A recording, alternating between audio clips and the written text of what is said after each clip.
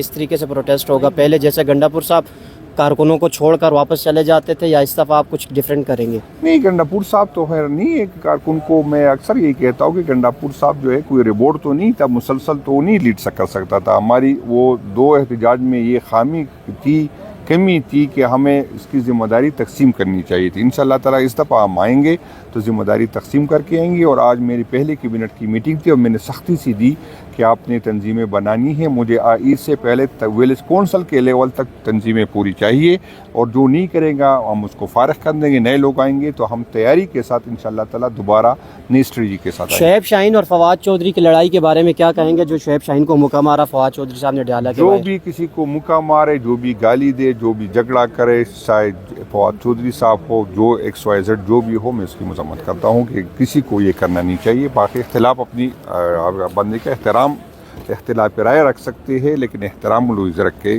اختلاف رائے رکھے. فواد چودھری صاحب PTI میں ہیں اس وقت؟ یہ تو خان صاحب ابھی تک تو خیر ہمارے نہیں ہے، لیکن خان صاحب واپس آ کے فیصلہ کر لیں گے کہ کس کو لینا کس کو نہیں.